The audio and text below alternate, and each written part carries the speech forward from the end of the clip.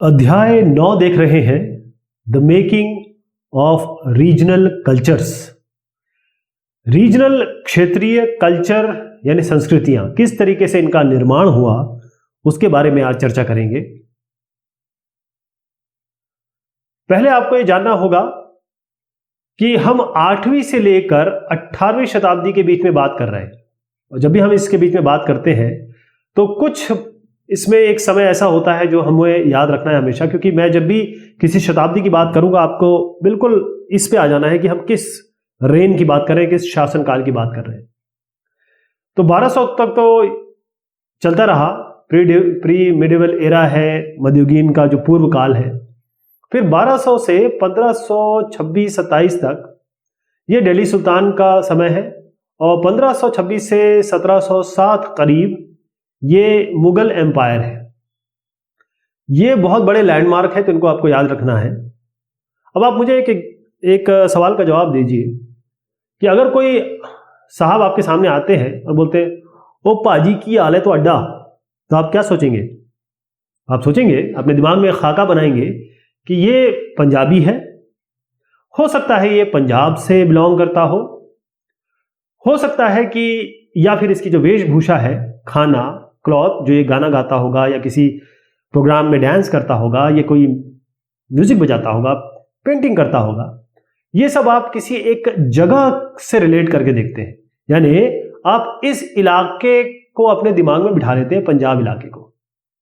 तो यहां पर जो एग्जाम्पल दिया वो ये है कि कोई भी इंसान है, उस इंसान को आप परखने की कोशिश करते हैं, जानने की कोशिश करते हैं, या उसको समझने की कोशिश करते हैं।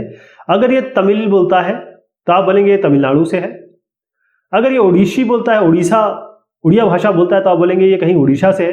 यानी ये तमिलनाडु से है और ये उड़ीसा से। आपने बिल्कुल मार्क कर दिया कि ये किस जगह से है।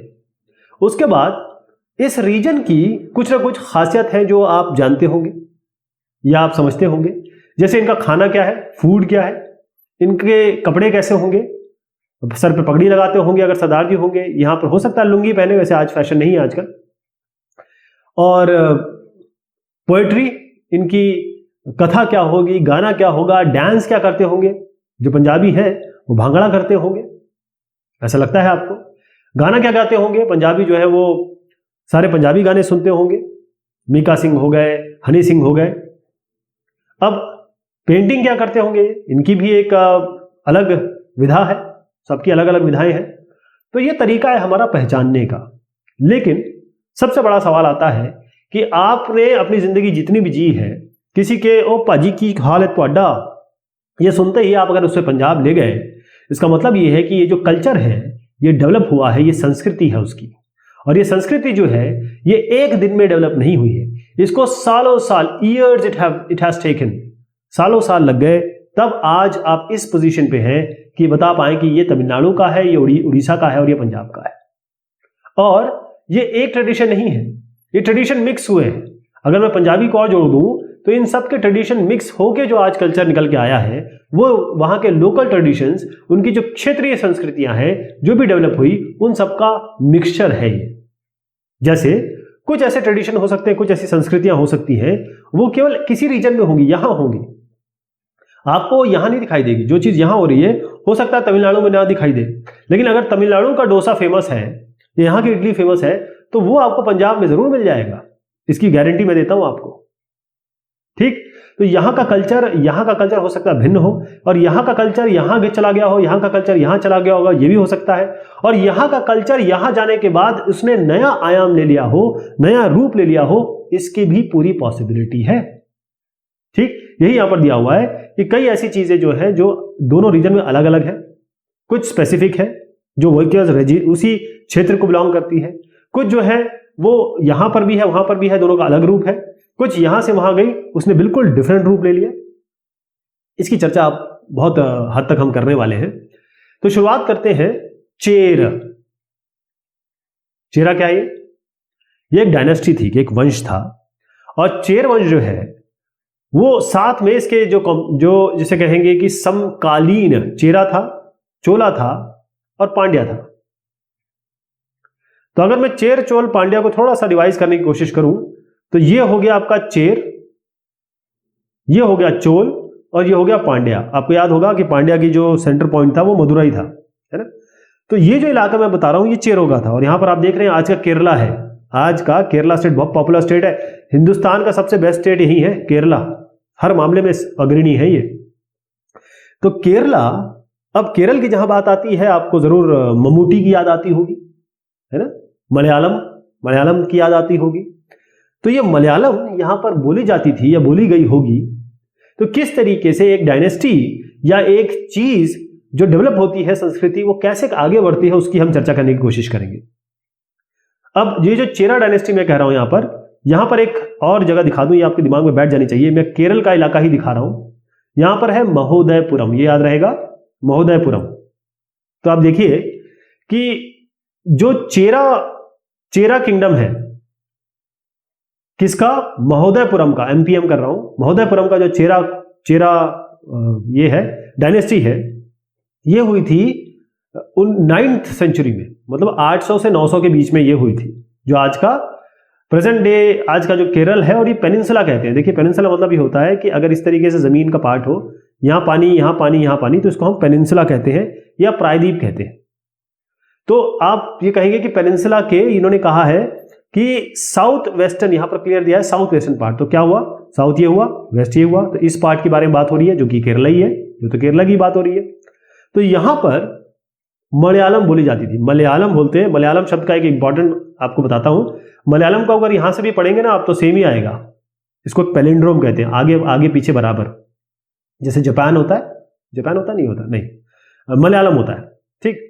तो इसे पैलिंड्रोम कहते हैं।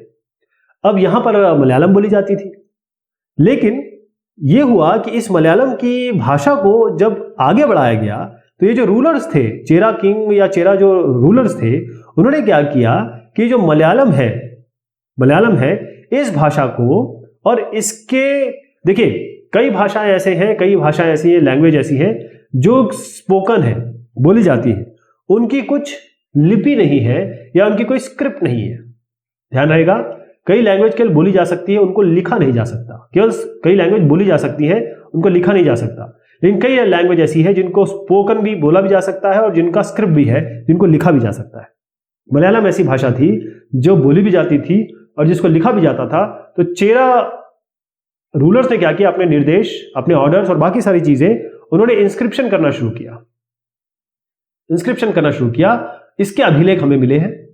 तो यहां पर लिखना शुरू कर दिया इन्होंने। तो इससे हमें पता चलता है कि उस जमाने में मलयालम लैंग्वेज भाषा थी। और खास तौर पे जब चेरा किंगडम में एक राजनीतिक व्यवस्था थी ये, और वहां पर जो क्षेत्रीय भाषा है, रीजनल लैंग्वेज है, इस लैंग्वेज को, मलयालम को, इन्होंने ऑफिशियल रिकॉर्ड में डाल दिया, यानी कि ये ऑफिशियल लैंग्वेज बन गई। तो ये ऐसी पहली लैंग्वेज या ऐसी उन लैंग्वेजेस में है, ऐसी पहली लैंग्वेजेस में है जो ऑफिशियली चल रही थी यहां पर, क्योंकि इंस्क्रिप्शन में डाल रही है तो ऑफिशियल काम है ना। अगर किसी अपने समाज को, समुदाय को या फिर अपने राज्य को कोई निर्देश देना है, ऑर्डर देना है, कोई चीज कहनी है या अपनी भक्ति भाव प्रेजेंट करना है, तो इंस्क्रिप्शन करवाए जाते थे। अगर वो मलयालम में कराए जा रहे हैं, इसका मतलब ये है कि मलयालम जो है ऑफिशियल भाषा हो गई। तो इस तरीके से मलयालम का उदय हुआ, इस तरीके से मलयालम आगे बढ़ी।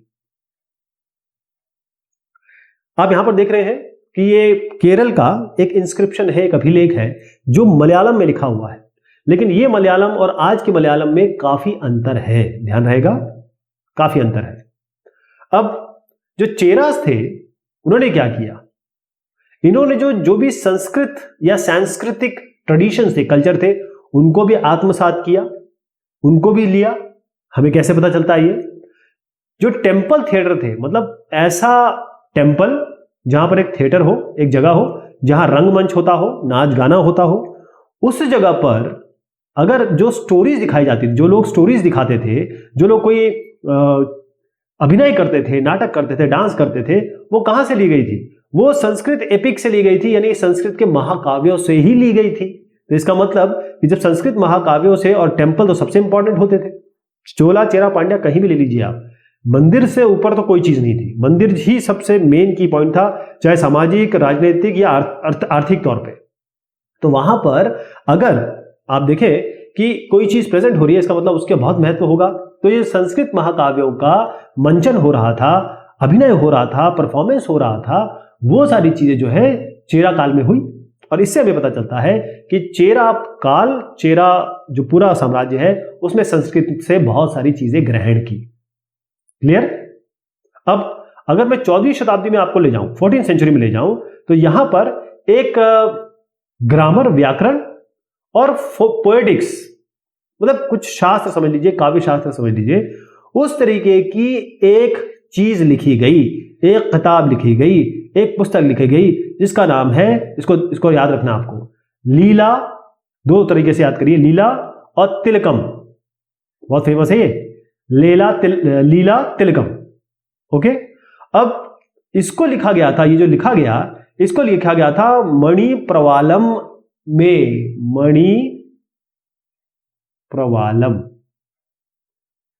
प्रवालम क्या है? दो लैंग्वेज का कॉम्बिनेशन है। कौन कौन सा? संस्कृत और जो रीजनल लैंग्वेज थी, जो भी उसकी रीजनल लैंग्वेज, जिसको हम मलयालम कह सकते हैं। तो संस्कृत और मलयालम को मिला के जो मणि प्रवालम कहा गया, बेसिकली इसको मणि प्रवालम का मतलब, मणि मतलब होता है आपका डायमंड, या कहे कि मूंगा और डायमंड का कॉम्बिनेशन। तो मूंगा हो गया मणि प्रवालम, तो मूंगा कर दीजिए और इसको कर दीजिए डायमंड। कहने का मतलब है हीरा और मूंगा। अच्छा, हीरा आप देखें, मूंगा जो होता है वो आपको समुद्र में मिलता है, मोती। तो हीरा और मूंगा कॉम्बिनेशन, तो हीरा और मूंगा की रिलेशन इससे किससे स्थापित किया? संस्कृत और जो आपकी मलयालम है, और उस चीज को कहा गया, जो कॉम्बिनेशन है उसको मणि प्रवालम। इसी मणि प्रवालम में लिखी गई लीला तिलकम 14वीं शताब्दी में, ध्यान रहेगा। तो मलयालम की बात हम कर रहे थे, तमिल और संस्कृत का बहुत ज्यादा इन्फ्लुएंस है मलयालम में, आप देखेंगे।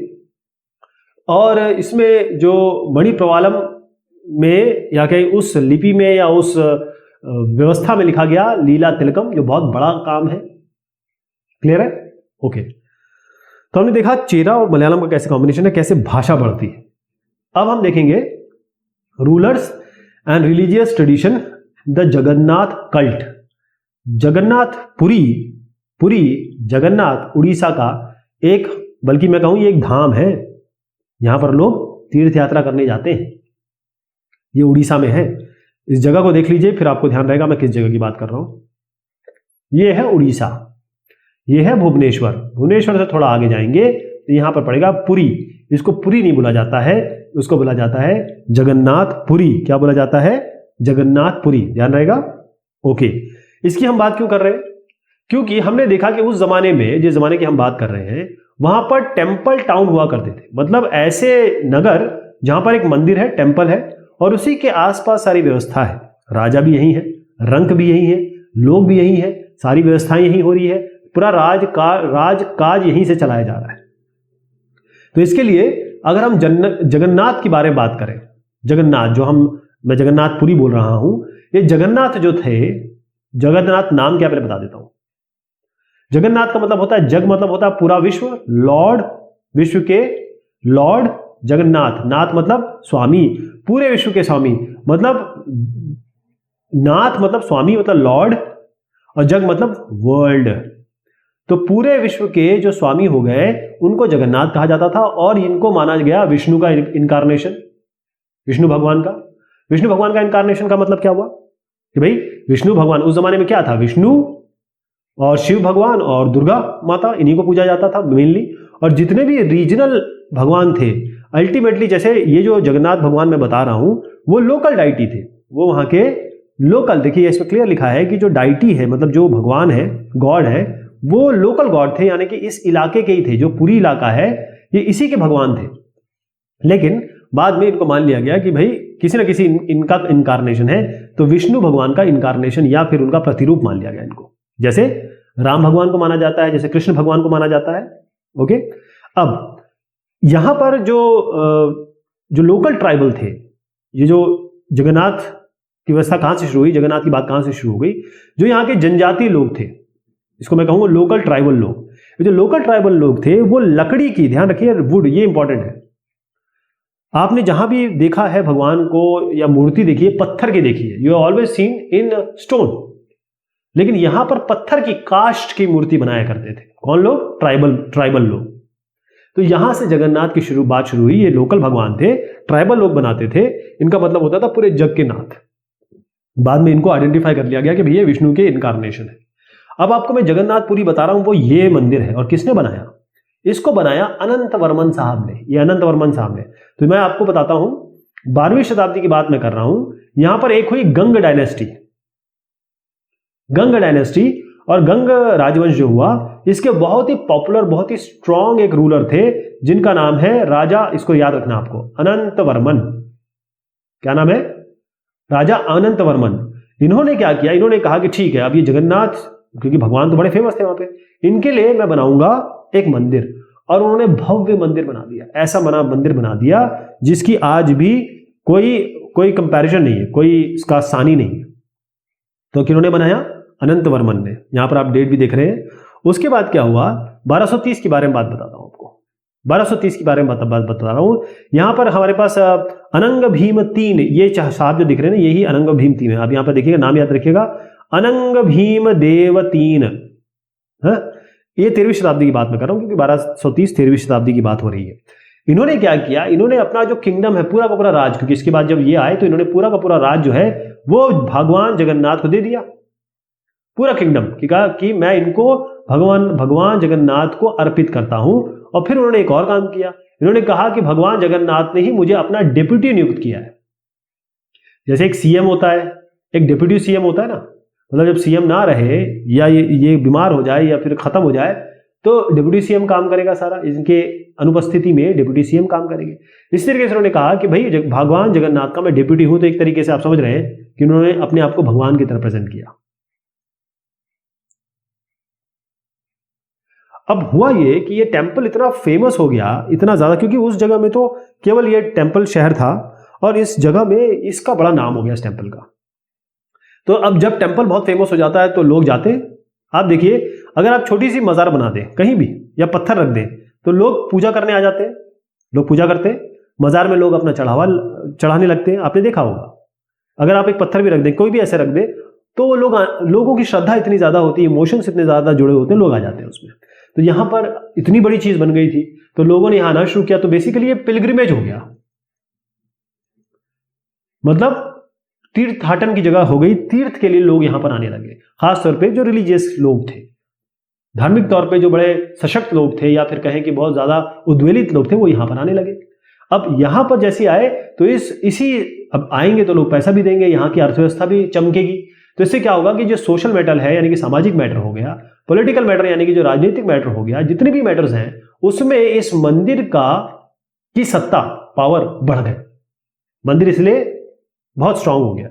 तो जो भी लोग उड़ीसा, जो भी आप उड़ीसा की बात करेंगे, आज ये उड़ीसा कहते हैं इसको, पहले ये ओरिसा था, ठीक है ना, नाम चेंज हो गया है।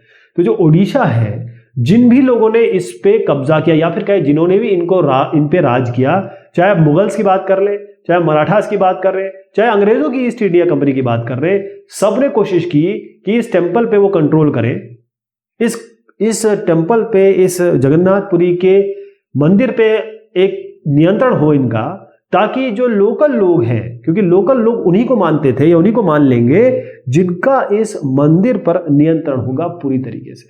तो सबने यही कोशिश की। ओके,